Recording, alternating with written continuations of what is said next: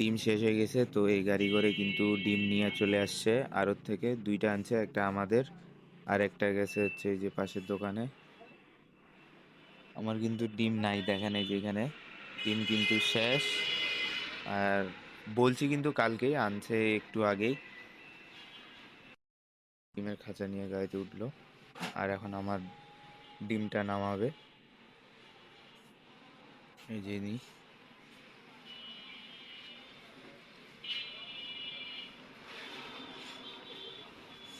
এই এখন নিয়ে চলে আসতেছে।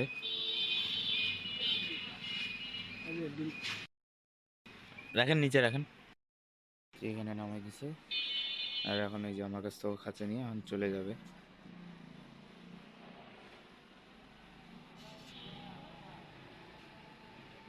এটা কিন্তু বাজার থেকে আসে, বাজার থেকে, আমাদের মেন বাজার। এই যে এখন চলে যাচ্ছে রিভার্স গিয়ার নিয়ে।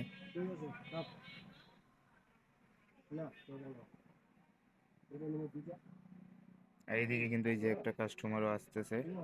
আমার দোকানের ডিম কিন্তু কালকে রাত্রেই অর্ধেক শেষ হয়ে গেছিল।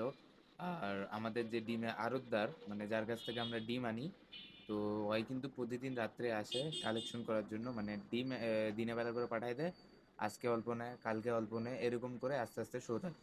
তো ডিমটা আমি নিয়েছিলাম পরশু দিন। আর ডিম কিন্তু কালকে অর্ধেক হয়ে গেছিলো, তো কালকে আড়তদার আসছিল কালকে রাত্রেবেলা, মানে আপনার 9টা কি 10টা এই সময় করে আসে। তো তখন টাকা নিয়ে যায়, তো টাকা নেওয়ার সময় মানে টাকা দিয়েছি, দেওয়ার পর বলছি যে ডিম পাঠাই দিও একটু সকাল সকাল। ডিম কিন্তু শেষ, আহ, 2 কি 3 খাঁচা ছিল। তো সেগুলো আমি অর্ধেক অর্ধেক করে মোট 5 খাঁচায় রাখছিলাম। মানে সামনের সাইডগুলো, এই যে ডিমের যে আপনার এই যে সামনের সাইডগুলো থাকে, এগুলো শুধু ভরাট করে রাখছিলাম। আর এই সাইড থেকে এই যে ফাঁকা ফাঁকা থাকতো, এই যে এই সাইডগুলো কিন্তু ফাঁকা ফাঁকা থাকতো। তো ওইভাবেই করে কিন্তু 5 খাঁচার মতো করে সাজিয়ে রাখছিলাম। আর সকালবেলা ডিম পাঠাতে বলছিলাম, কিন্তু ডিম পাঠাতে পাঠাতে আপনার এই কিছুক্ষণ আগে দিল 3:30টার দিক। তো আর দুপুরবেলাও ফোন দিছিলাম যে দাদা, রাত্রেবেলা যে বললাম যে ডিম অল্প করে পাঠাই দিও, কই দাদা মনে নেই। ব্যবসায়ী মানুষ, মনে না থাকতে পারে। তো তারপর বললাম যে ঠিক আছে দাদা, তাড়াতাড়ি ডিম পাঠিয়ে দাও, আমার কাছে ডিম কিন্তু নাই, একবারে ফাঁকা, 1 খাঁচার মতো হবে। তো ঠিক আছে, তারপর মানে নামাজের আগে বলছিলাম। আর এখন কিন্তু 3:30টা বাজে, এখন পাঠাইলো। ডিম কিন্তু পাওয়ার সাথে সাথে আগে সাজাই দিয়ে দিছি, পাওয়ার সাথে সাথেই খাঁচাগুলো ভর্তি করে সাজাই দিছি। আর দোকানে কিন্তু এখন এই মুহূর্তে কোনো কাস্টমারও নেই, বাজারে লোকজনও নাই। আর সবাই কিন্তু ঈদে কিন্তু সেমাই উঠেছে, আমি কিন্তু সেমাই উঠাই নেই, তেমন একটা বিক্রিও হয় নাই। আর সবাই মানে আমাদের মার্কেটে হাতে গোনা 6-7টার মতো দোকান সেমাই উঠেছে, অনেকগুলো করে বক্সের, মানে বক্স সেমাই, এমনি খোলা সেমাই, প্যাকেজিং সেমাই, আমারও বিভিন্ন মডেলের থাকে সেমাইগুলো। তো সবাই সবগুলা আইটেমই নিছে। আর আমরা নিনে, আমি নিনে আর দীপ্তদা নেনে, আমরা দুজন কিন্তু ছোট দোকানদার। তেমন একটা নাই আমাদের টাকা, তো সেই জন্য আমরা নিই নাই। শুধু এই যে আমার পিছনে কুলসুম কোম্পানির, আমি একটু সামনে থেকে দেখাই আপনাদের, এই যে সেমাইটা, এটা হচ্ছে আপনার কুলসুম কোম্পানি। এই যে এখানে কুলসুম কোক, পাকিস্তানি কোম্পানি মনে হয় একটা। এই যে পুরো প্যাকেজিংটা। এই সেমাইটা নিচে খালি 12 পিস, তাছাড়া আর কোনো সেমাই উঠাইনি। এই বছরটা এভাবেই পার করবো, কারণ টাকা না থাকলে বন্ধুরা মাল তো উঠানো সম্ভব না। আর যদি রিস্ক নিয়ে উঠাই, তারপর মনে করেন যদি না চলে, তাহলে সব টাকা কিন্তু নষ্ট হয়ে যাবে, লজে চলে যাবে। তো সেই জন্য 12 পিস করে নিছি। এটা মনে করেন যে আপনার 6 মাস মেয়াদ থাকে, 6 মাসের মধ্যে বিক্রি হয়ে যাবে। সেটা নিয়ে সমস্যা নাই। কিন্তু যদি আমি এই লোকাল যেগুলা মানে ঈদের উপলক্ষে তৈরি হয়, তো ওগুলা কিন্তু আয়েস 1 মাস সময় থাকে, 1 মাস। অ্যান্ড আজকে যদি কোনো কাস্টমার এটা নেয়, ঈদের পর তো বেশি দিন আর খাবে না, মনে করেন যে 2 দিন খাবে। আজকে ঈদ, আজকে খাবে, কালকে খাবে, পরশু দিন খাবে, 3 দিন খাবে, এর বেশি তো আর তারা রুচি জগাবে না। আর সবার বাড়ি বাড়িতে সেমাই চলবে। তো তারপরে কিন্তু তাদের 2 থেকে 3 মাস মনে হয় আর সেমাইয়ের প্রতি রুচি থাকবে না। তো সেই জন্য এগুলাই নিচ্ছি, অল্প অল্প করেই নিচ্ছি। দেখি সামনে যদি টাকা হয় তাহলে আরো নিব, কারণ এখনো তো আরো অনেক দিন সময় আছে, 3 থেকে 4 দিনের মতো সময়। কারণ আজকে হচ্ছে 26টা রোজা সম্ভবত। তো 26টা রোজা হইলে আরো 3 থেকে 4টা পাবো।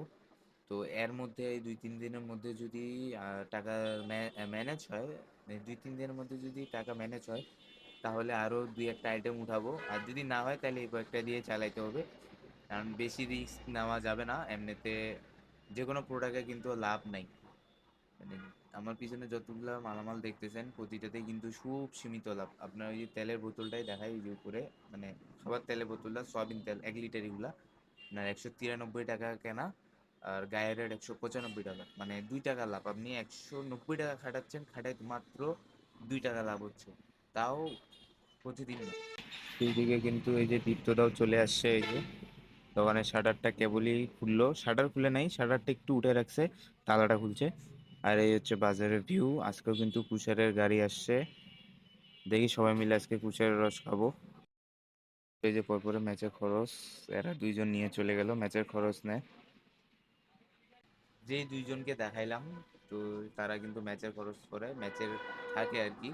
তো তারা আসে, তেল ডাল এগুলোও নিছে, সাথে সাথে আপনার ওই যে ডিম, ডিমও কিন্তু নিছে। ডিম কিন্তু আমি বললাম যে শেষ হয়ে গেছিলো, যদি না আসতো তাহলে আজকে আমি মনে করেন যে কাস্টমার দুইটাকে দিতে পারতাম না। তো তারাও কিন্তু 3 হালির মতো ডিম নিছে, আর সাথে কিন্তু তেলও নিছে, ডাল, মশলা, তারপর আরও 2-1টা আইটেম নিছে। তো হালকা করে টুকটাক করে কিন্তু ব্যবসা এভাবেই চলতেছে। আর আপনাদেরকে যেটা বললাম যে তেলের লাভেরটা, তো প্রতিটা প্রোডাক্টে কিন্তু এরকম করেই লাভ হয়, সীমিত লাভ হয় 2 থেকে 3 টাকা করে। তো বেশি ওগুলো কিন্তু অনেক দিন চলে, 1 বছরের মতো চলবে, তাহলে কোনো অসুবিধা হবে না।